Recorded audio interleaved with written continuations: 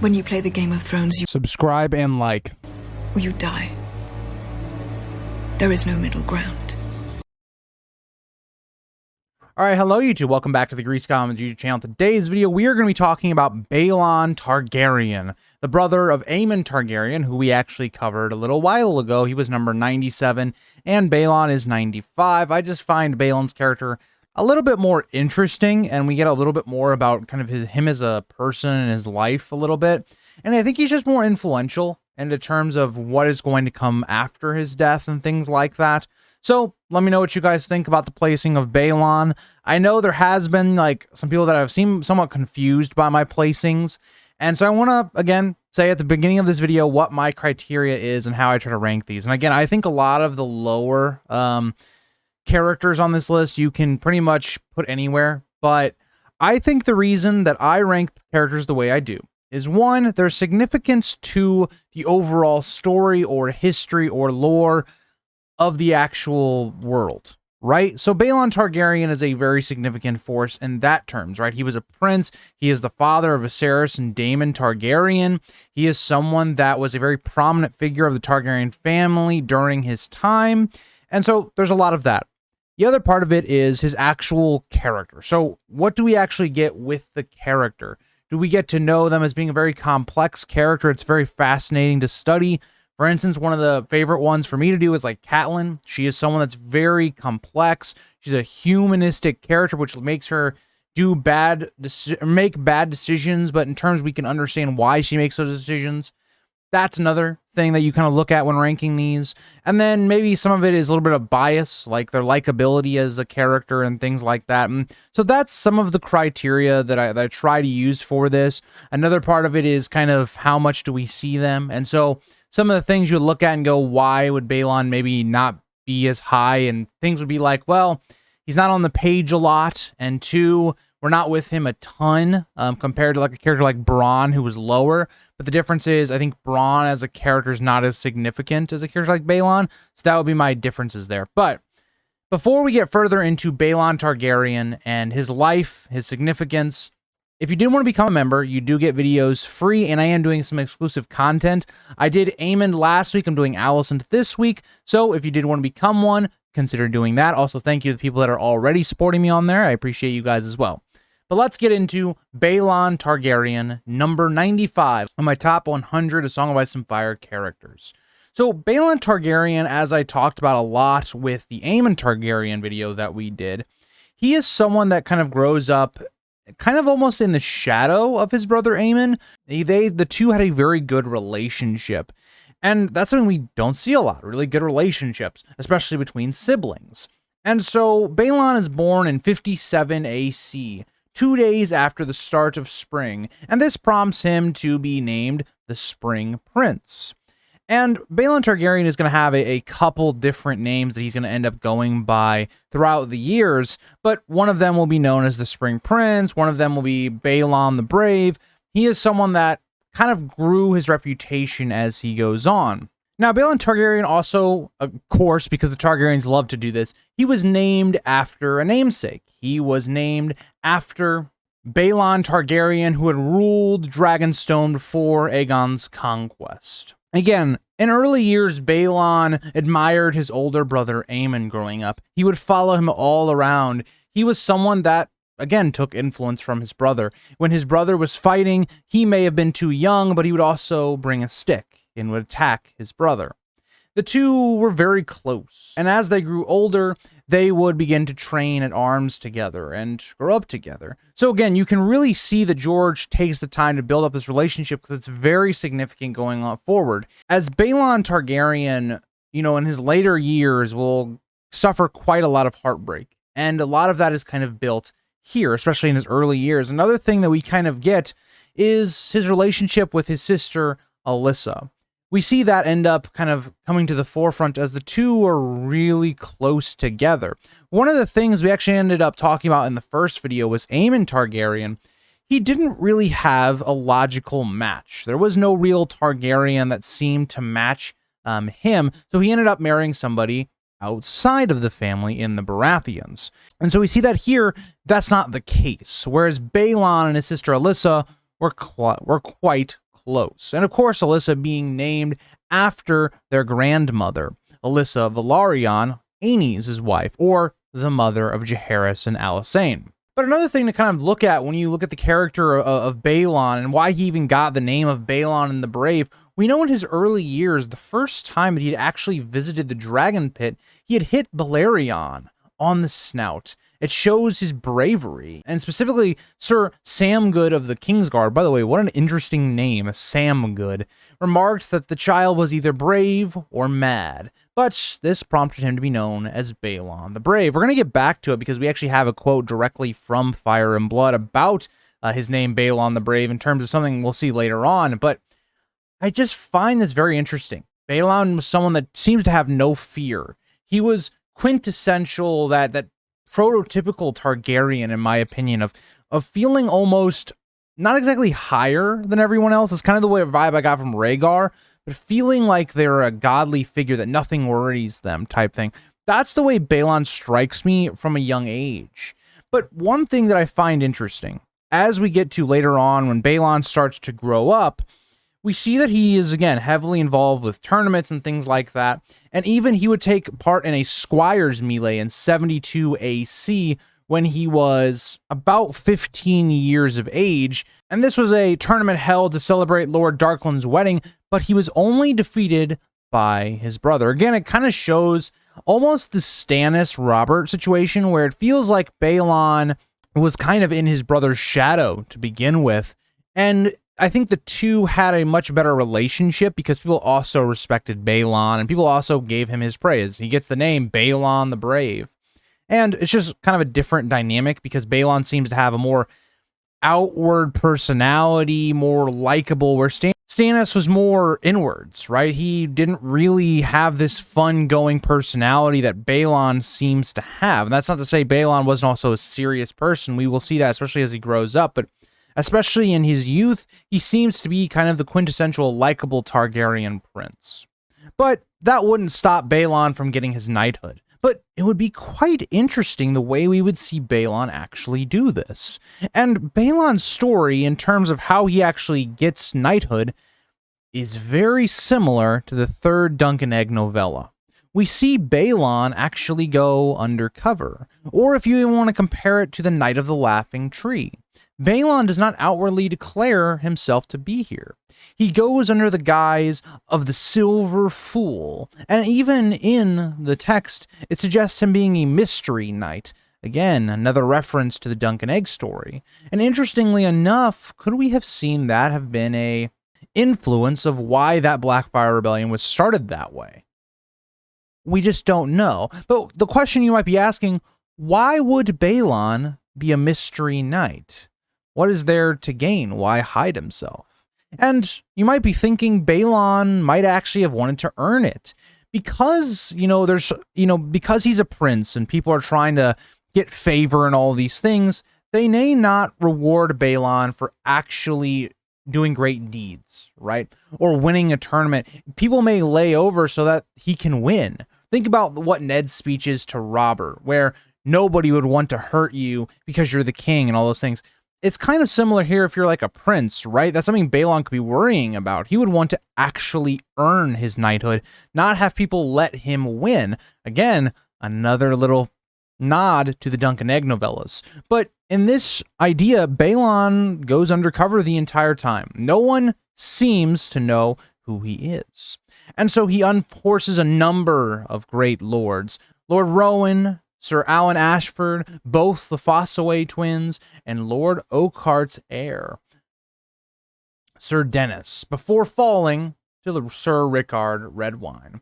Sir Rickard helped him to his feet, unmasked him, and knighted him on the spot. So again, Baelon doesn't even win this tournament, but because he does so well, defeating so many great opponents, he is knighted. And it's maybe not what Baelon wanted. Baelon would have wanted to actually win the tournament, but it shows something, I think, to the person that knights him, right? Sir Rickard Redwine probably looked at this and said, wow, this guy was willing to fight like every other person. He didn't expect privilege or expect to be going against lesser foes to win. No, he went the hard route. And I think that would have gained a lot of respect from a lot of people for the character of Baelon.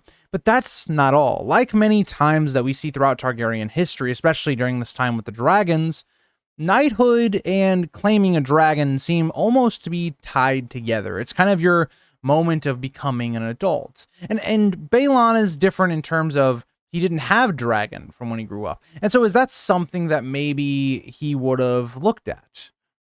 Is that something he may have felt ashamed of? There isn't really anything to indicate this, but maybe Baelon just always had his sights set on Vhagar, because that's a dragon he takes. Baelon and Aemond Targaryen, the Aemond that we see in House of the Dragon or the Dance of the Dragons, seems to be quite similar in terms of they grow up being great swordsmen and they claim Vhagar. They have their sights pretty high.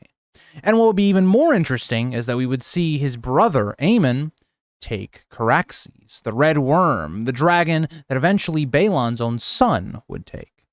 But it's all interesting here because those dragons, their fate would be tied together. But maybe not so in the brothers. Their deaths would be quite different and quite far apart. But that same year, in 72 AC, at the request of his father, Baelon began training his younger brother, Vagon. And again, Baelon seems to take on a lot of responsibility outside of Aemon, right? Aemon is kind of the golden child right now, so he's being trained to rule, and so Baelon is left to take care of his brothers and his sisters and things like that. And Vagon, as we know, is not too good at sword fighting. He doesn't have a lot of that interest, and it doesn't really go well. They try to train him for about a year, and Baelon has really no success. Even Baelon puts Vagon against their sister Alyssa, and that shames Vagon even more. And so we're left to kind of look at here and go, is Baelon just someone that is frustrated with the weakness of maybe his brother in terms of fighting, or what? Because it seems to be kind of a cruel joke that he and Alyssa both play on Vagon. But we don't really have an answer to that. There's some gray area there left for speculation. Was this just some childhood banter that went too far? Who knows? But this would kind of lead to the adult life that we would end up seeing between Baelon, Aemon, Alyssa. Those were kind of be our main characters throughout the rest of this character analysis, and they're really the main characters of this point of life for Baelon, because again, Baelon is not being trained to rule. Yes, he probably is getting the wisdom of his father and taking some of the lessons and stuff. It's just natural. Think about Bran in the main story. He's not supposed to become the Lord, but he is still taking on some of those duties and trying to learn about how to be a Lord, because the idea is you're not going to become Lord of Winterfell, but you may become Lord of, like, Barrowtown or whatever, wherever you go to marry, right? And so that's kind of the same here, right? Because Baelon is going to be expected to marry, but it's not going to be that he's going to rule. It's going to be him maybe marrying this or that. But the other part of that that's kind of interesting is that Baelon is going to marry Alyssa. That just is very apparent here. And so Baelon, in a lot of ways, actually wouldn't have to rule at all. So you would think maybe there is the excuse to allow Baelon to not learn these things, but who knows, right? I think Jaehaerys passed on a lot of his wisdom to Baelon, just in the way he acts, the way he holds himself. And it's made very apparent that Jaehaerys was much closer with his sons than he was with his daughters. That's very apparent by the way, he treats them and the way they end up turning out. But we would see about 2 years after he is knighted and takes the dragon Vhagar that he marries his sister, Alyssa. But again, just to build on the fact of, Alyssa and Baelon really liked each other, or really loved each other, apparently it was this great big amusement of the wedding guests of the betting ceremony or whatnot. So that is of note that the two did actually love each other. It's not a marriage you actually do see quite often in this world where two people really like each other. So I thought that was interesting to note. There's not really much to say about it, but we do know the two would have 2 children. They would have Viserys, the one that would become king, the one we see in House of the Dragon, and also Daemon, who we'd also see in House of the Dragon. We're right before that point. For people that are not as avid on Targaryen lore or Fire and Blood, we're really in the generation right before we get into House of the Dragon. So we end up seeing Viserys born in 77 AC and Daemon born in 81 AC, the two only being 4 years apart. But that would lead us to our next big conflict. In 83 AC, Baelon, with his brother Aemon and his father Jaehaerys, would end the attempted invasion of the Stormlands by the Dornish. Again, they used their dragons, they used them like an iron fist, and put down this rebellion, or I guess not exactly a rebellion, given the Dornish are not part of the kingdoms yet, but this invasion of the kingdoms by the Dornish without losing a single person. Again, they come back and are cheered, right? No one was lost in this war with the Dornish. And I can't really say it's a war. It was more like just a single little conflict. But again, it just shows the way Jaehaerys puts his wisdom onto both Aemon and Baelon. Again, use the dragons to show your power, show your might, but then don't overdo it. Don't become a Maegor the Cruel and make people hate you. Right? Make them fear you, but also love you at the same time. Have a good mix of both. So that the next time they think about maybe rebelling, they think about, well, one, you're really powerful, but also, I kind of like this guy. I kind of like this king. Maybe I shouldn't do that. But that leads to another one of the tragedies we are going to see with the Targaryens, and specifically for Baelon. I just got done talking about how Baelon and Alyssa really did like each other, and they grew up together, basically being destined to marry. And Alyssa becomes pregnant for a third time. And it does not go as smoothly. I have a quote here I want to talk about that really shows the issue that was going on. This is Baelon to Alyssa after the birth of their son, Aegon. They call me Baelon the Brave, but you are far braver than me. I would sooner fight a dozen battles than do what you've just done. Again, it really goes to show how intensive this labor was. Again, something I think gets lost quite a lot when reading these stories is these people do not have proper childbirth. That's one of the reasons we see so many women die in childbirth. And this doesn't happen right away. Unfortunately for Alyssa, she was able to bring Aegon out. She was able to give birth to Aegon, but it didn't go without a cost. 6 months later, she would die. But also, Aegon also would die. And so, if you're Baelon, you've lost the love of your life, you've lost a child, it's a heartbreaking moment, and it's only going to get worse for Baelon as time goes on. But something I think that's interesting to note here is just the foreshadowing that this is going to have, right? The next one, his son, Viserys, is going to have the same issue with Aemma. And even when we look at Rhaenyra, she has issues with childbirthing as well. It's something that is just attributed to the Targaryens. They really struggle with children, and especially the women, of surviving those childbirths. This actually opened up an interesting idea. Baelon was now not very old at this time, right? It was only 84 AC, and he was born in 57 AC. He was still under the age of 30. He was still in the prime of his life. And he had a younger sister. Now, who would Baelon remarry? Would he remarry at all? That's something that had to be going through Baelon's head, his brother's head, and even Jaehaerys. Should he remarry? And the answer is probably no. He already had 2 children. No reason to open up another Targaryen bloodline. We see how that causes issues. Foreshadowing to Viserys later. But all of that is going to lead to his sister, his sister Visera had been betrothed to Lord Theomore Manderly. She wasn't too happy about this, and she tries to sleep with Baelon. And when Baelon found her, had no interest. Again, this man just lost his wife, someone he deeply cared about. It wasn't one of those normal relationships in Westeros where it's like, oh yeah, I'll just marry again. I didn't really, I didn't choose to marry that person. I didn't really like her that much, but I did my duty type situation. No, Baelon did not have that type of relationship. Now, we don't really know a ton after this point, right? There's a really big period in which between 84 AC in 92 AC, we don't really know a lot about what happened. A single father, right? He would have been trying to raise both Daemon and Viserys. And we know it goes quite differently with both of their come-ups. They're very different characters. Viserys grows up being someone that's more of not really a sword guy. He's not a dragon rider. He just kind of likes the pleasantries of life. Whereas Daemon is very similar to Baelon in terms of his sword fighting, being a dragon rider. But even then, their personalities are still very different. Whereas Daemon seems a bit more harsh, a bit more not the golden child type. he seems a little bit darker. And could all of that have been avoided if Alyssa had been there for them, right? Because Alyssa dies when they are both very young in terms of Daemon and Viserys. What would have been different? Could that have changed that relationship between the two? Could either one of Baelon or Alyssa being alive for longer helped prevent the dance?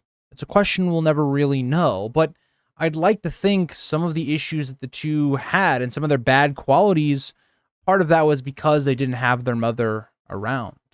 But who knows, right? They don't also have their father around after a certain point, right? Their father is going to die. Baelon is going to die when they are, around their, teens, 20s area. So there's a lot to think about in terms of that. But that gets us to where we left off with Prince Aemon. In 92 AC, Prince Aemon was slain on Tarth by one of the Myrish exiles who occupied the eastern part of the Isle. Baelon was about to avenge his brother. Again, he's now lost his brother. He's lost the two people he was closest to on this world within 10 years. He loses Alyssa and also Aemon. And this seems almost too much for Baelon. As he takes Vhagar to Tarth to avenge his brother, he fought against the exiles with Dark Sister, the sword that would be passed down after his death. He was cheered by the crowds when he returned to King's Landing, but this did not make Baelon happy. We have another quote from Fire and Blood. Baelon was weeping to his mother, Alysanne, after the burning of the Myrish ships on Tarth during the Myrish bloodbath. And I quote, he says, "I slew 1,000 of them, but it will not bring him back."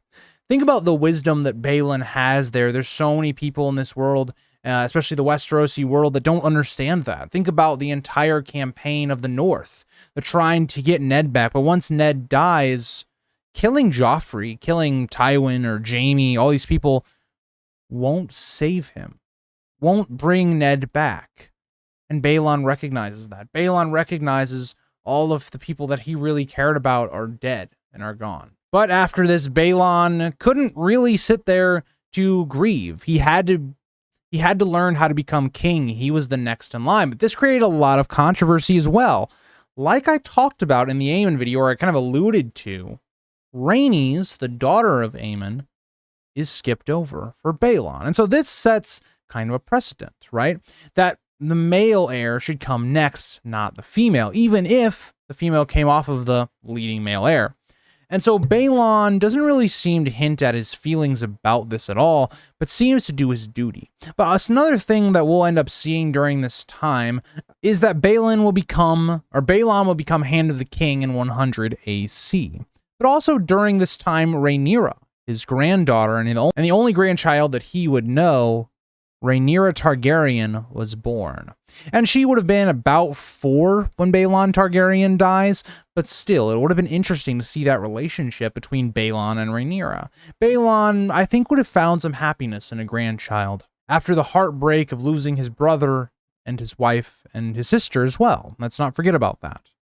So, when we see all of these things come together, Baelon is forced to learn how to rule. That's why he becomes Hand of the King, replacing Sir Ryman Redwine of the Kingsguard, because he needs to know how to rule.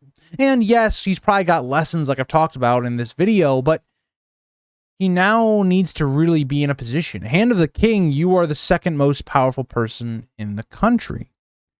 But it wouldn't last very long, and something I always have found very suspicious, given that Baelon at his death in 101 AC was only about 44 years old. He was still extremely young, maybe not by Westeros standards, but he was still, at a good age. He complained of having a stitch in his side during a hunting trip. The pain only worsened after he returned to King's Landing, and he eventually became bedridden in the Tower of the Hand. After 5 days of illness, Baelon died of a burst belly. His funeral pyre was personally lit by his father, King Jaehaerys. This, to me, sounds very suspicious.